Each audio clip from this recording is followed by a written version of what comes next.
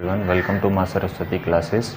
आज हम लोग इलेक्ट्रिकल सिंबल के दूसरे लेक्चर में देखने वाले हैं विभिन्न प्रकार के इलेक्ट्रिकल सिंबल। जैसे कि इसके पिछले लेक्चर में मैंने आपको इलेक्ट्रिकल सिंबल में लास्ट क्या बताया था, इंडिकेटिंग लैंप तक बताया था।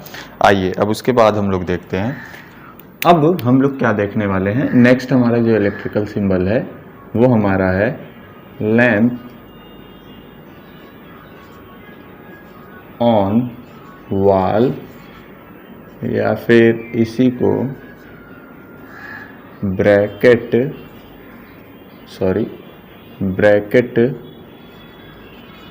लैंप के नाम से भी क्या करते हैं हम लोग जानते हैं। ठीक है ना। दीवार पर अगर लैंप आपका लगा हो तब उसका सिंबल किस तरीके से बनाएंगे, हम लोग इस तरीके से बनाते हैं। ठीक है।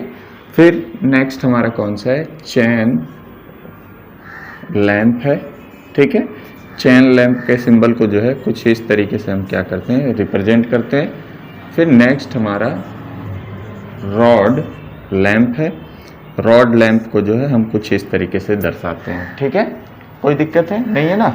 उसके बाद फिर नेक्स्ट हमारा कौन सा है, नेक्स्ट हमारा जो है फैन है, जनरल फैन। ठीक है ना, फैन है। फैन का सिंबल कुछ इस तरीके से, फैन या फिर ब्रैकेट फैन की अगर हम बात करें तो ब्रैकेट फैन को जो है कुछ इस तरीके से क्या करते हैं, दर्शाते हैं। ठीक है। फिर नेक्स्ट हमारा कौन सा, एग्जॉस्ट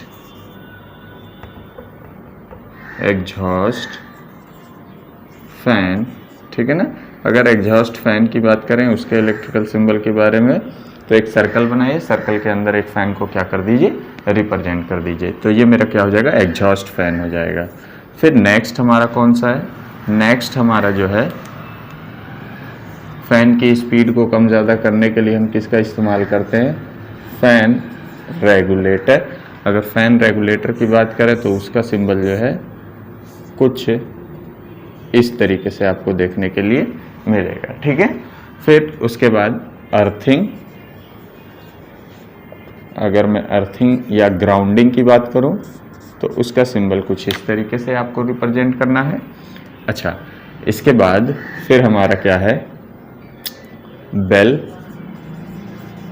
अगर मैं बेल की बात करूं तो बेल का सिंबल कुछ इस तरीके से। फिर नेक्स्ट हमारा कौन सा है, बजर। अगर मैं बजर के सिंबल की बात करूं तो कुछ इस तरीके से। ठीक है। फिर आइए नेक्स्ट हम लोग देखते हैं और इलेक्ट्रिकल सिंबल के बारे में। ये मेरा बजर हो गया। बजर वगैरह के बाद जो है फिर हमारा क्या चीज़, सायरन। आपने देखा होगा कि गाड़ियां जब बैक करती हैं तो आवाज़ उसमें से कुछ निकलता है, वो सायरन के थ्रू निकलता है। तो सायरन के अगर इलेक्ट्रिकल सिंबल की बात करें तो उसका रिप्रेजेंटेशन कुछ इस तरीके से, ये मेरा क्या है, सायरन है। फिर उसके बाद नेक्स्ट हमारा कौन सा है, हूटर। ठीक है। हूटर, अगर मैं हूटर के इलेक्ट्रिकल सिंबल की मैं बात करूं तो उसका रिप्रेजेंटेशन कुछ इस तरीके से। ठीक है। फिर उसके बाद नेक्स्ट हमारा इलेक्ट्रिकल सिंबल हीटर। हीटर की अगर मैं बात करूं तो उसका इलेक्ट्रिकल सिंबल कुछ इस तरीके से। ठीक है। फिर मेरा नेक्स्ट क्या है, वाटर स्टोरेज टाइप हीटर। मतलब क्या, गीज़र। अगर गीज़र वगैरह की बात करूं तब उसका इलेक्ट्रिकल सिंबल जो है कुछ इस तरीके से हम क्या करते हैं, रिप्रेजेंट करते हैं। ठीक है। तो ये वाटर स्टोरेज या हीटर टाइप का हो गया। फिर नेक्स्ट हमारा कौन सा, आपने डीसी मशीन वगैरह पढ़ा होगा, उसको स्टार्टिंग कंडीशन में सुरक्षित तरीके से स्टार्ट करने के लिए किसका इस्तेमाल करते हैं, स्टार्टर का इस्तेमाल करते हैं। तो आइए नेक्स्ट हम लोग देखते हैं। नेक्स्ट हमारा जो इलेक्ट्रिकल सिंबल है वो कौन सा है, वो हमारा स्टार्टर। अगर मैं स्टार्टर की बात करूं तो उसका इलेक्ट्रिकल सिंबल कुछ इस तरीके से रिप्रेजेंट करते हैं। ठीक है। फिर हमारा एनर्जी मीटर। अगर मैं एनर्जी मीटर की बात करूं तो उसका इलेक्ट्रिकल सिंबल कुछ इस तरीके से क्या किया जाता है, रिप्रेजेंट किया जाता है। ठीक है ना। और ये बहुत इंपॉर्टेंट है एनर्जी मीटर। ठीक है ना, पूछा जाता है। उसके बाद फिर मैं किसकी बात करूं, अगर मैं चोक की बात करूं चोक की अगर मैं बात करूं, आपने देखा होगा पहले की ट्यूबलाइट में जो है चोक वगैरह लग करके आते थे, उनके अगर इलेक्ट्रिकल सिंबल की मैं बात करूं तो उनका इलेक्ट्रिकल सिंबल कुछ इस तरीके से रिप्रेजेंट किया जाता है। ठीक है, फिर उसी में आपने देखा होगा स्टार्टर, तो उसको मैं ट्यूब स्टार्टर के नाम से जानता हूँ। ट्यूब स्टार्टर के अगर इलेक्ट्रिकल सिंबल की बात की जाए तो उसका इलेक्ट्रिकल सिंबल कुछ इस तरीके से क्या किया जाता है, रिप्रेजेंट किया जाता है। फिर उसके बाद नेक्स्ट हमारा कौन सा है, नेक्स्ट हमारा सीलिंग रोज। ठीक है ना, सीलिंग रोज कहने का मतलब वही आपका जब पंखा लगता है या ट्यूबलाइट लगती है तो आपने देखा होगा कि उसको जो है कनेक्ट करने के लिए जो है हम लोग क्या करते हैं कि सबसे पहले जो कनेक्शन रहता है सप्लाई का सीलिंग रोज में करते हैं। फिर सीलिंग रोज में 2 टर्मिनल अगर सिंगल फेज का है तो 2 टर्मिनल बने रहते हैं, वहाँ से ले जा करके कनेक्ट कर देते हैं, गोल सा रहता है। ठीक है, तो वही सीलिंग रोज कहलाता है। तो यहाँ सिंगल फेज की अगर बात की जाए तो 2, अगर 3 फेज की बात की जाए तो कितना, 3। ठीक है, तो ये मेरा सीलिंग रोज हो गया।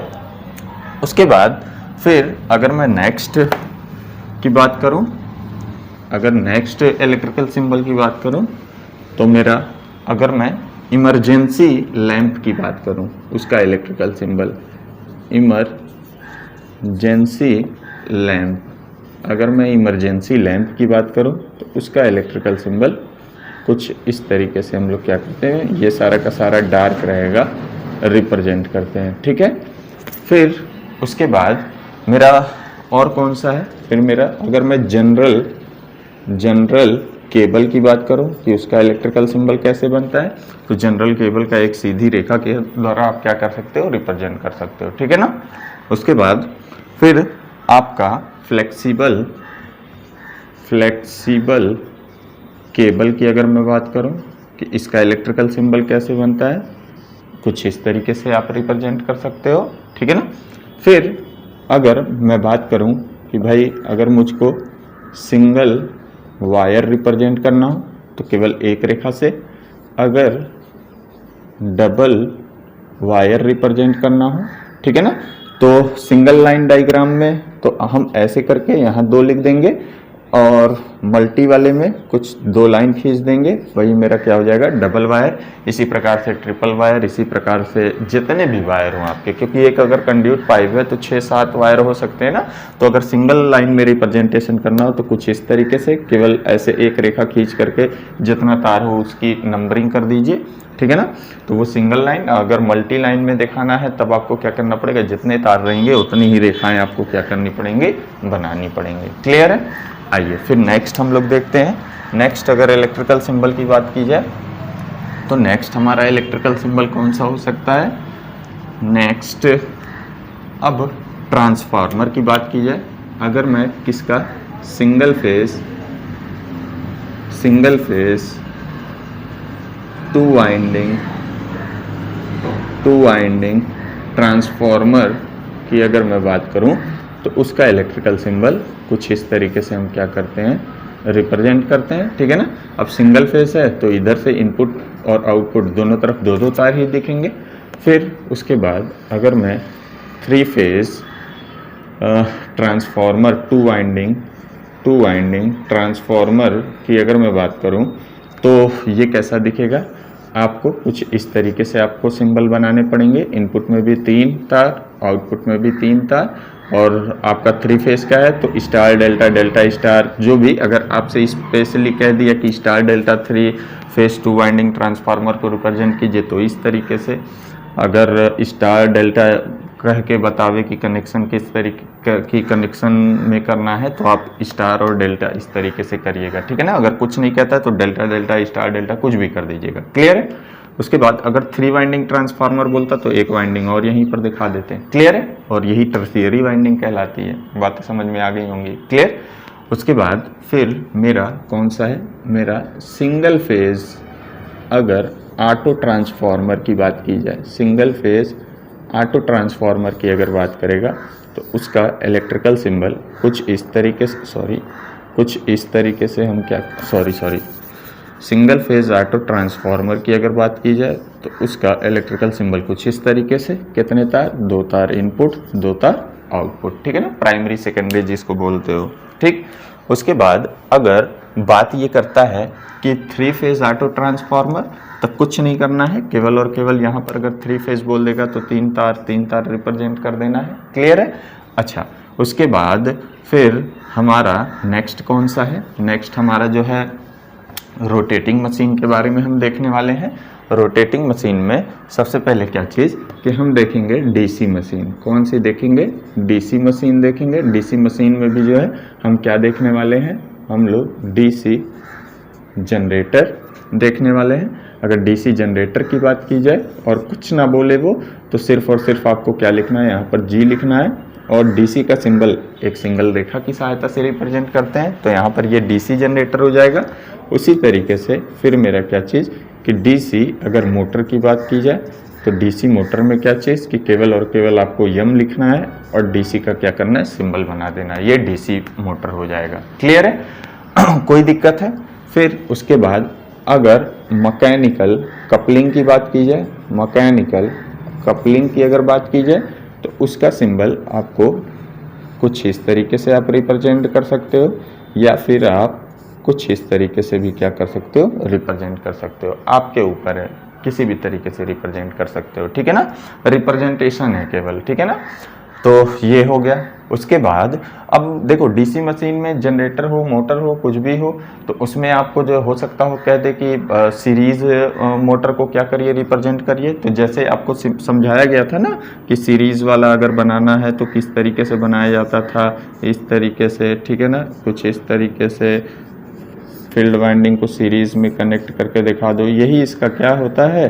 सिंबॉलिक रिप्रेजेंटेशन होता है। क्लियर? तो ये डीसी सीरीज जनरेटर हो, मोटर हो, कुछ भी हो, आप लिख देना। क्लियर है? और इस तरीके से डीसी मशीन के सिंबल को रिप्रेजेंट किया जाता है। उसके बाद अब हम लोग आते हैं एसी मशीन में। ठीक है ना? तो आइए नेक्स्ट हम क्या देखने वाले हैं? AC machine. नेक्स्ट हम क्या देखेंगे? हम जो है एसी मशीन देखेंगे। AC machine. ठीक है? कोई दिक्कत है? अब अगर सिंपल आपसे अगर बोले कि भाई एसी जनरेटर का इलेक्ट्रिकल सिंबल बनाइए, तो आपको सिर्फ यहाँ जी लिखना है और एसी का रिप्रेजेंटेशन कर देना है। अगर मोटर की बात कह दे तो सिंपल यम लिख देना है और एसी का सिंबल दर्शा देना है। क्लियर है? अगर सिर्फ एसी जनरेटर, एसी मोटर की बात करें तब का ये केस है। क्लियर है?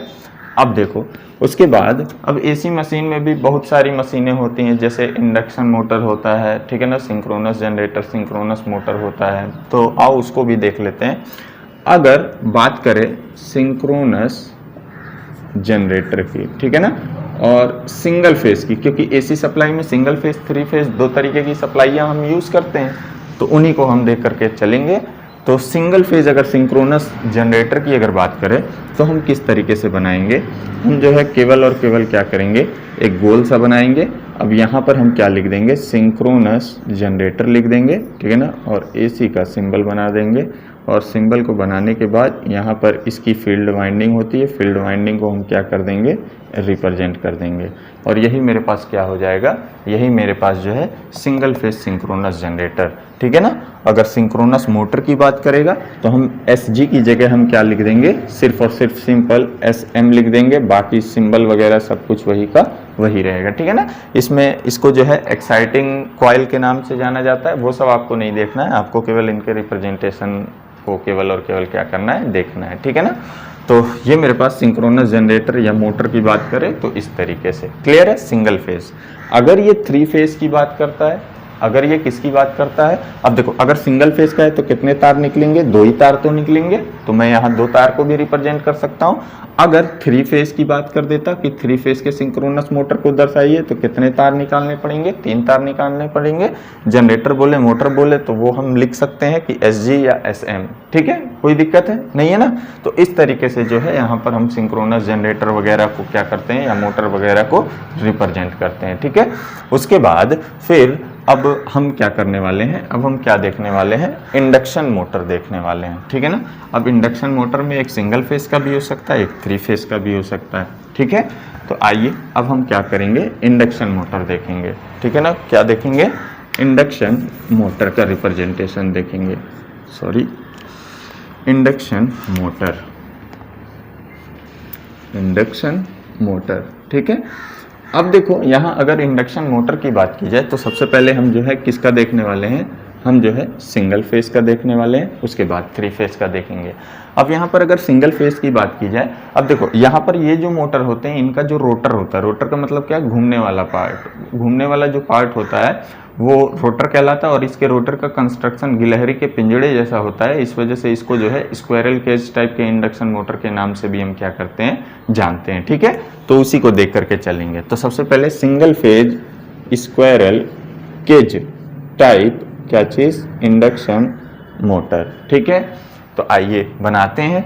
अब देखो अगर सिंगल फेज की बात की जाए तो सिंगल फेज में आपने अगर जनरली मैं पंखे वगैरह की बात करूँ तो पंखे वगैरह में भी आपने देखा होगा कि भाई 2 वाइंडिंग रहती है, स्लॉट बने रहते हैं ना, 2 वाइंडिंग, एक स्टार्टिंग वाइंडिंग कहलाती है, एक रनिंग वाइंडिंग कहलाती है। तो मतलब जो है अगर सिंगल फेज का है तो कितनी लीड निकलेंगी, 4 लीड निकलेंगी, ठीक है ना। कितनी लीड, 4 लीड।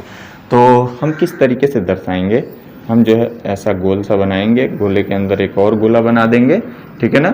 और यहाँ पर ये मेरा स्क्वायरल केज टाइप मोटर है, ठीक है ना, इंडक्शन मोटर। कुछ इस तरीके से रिप्रेजेंटेशन करना है, कुछ इस तरीके से सिंगल फेज का है।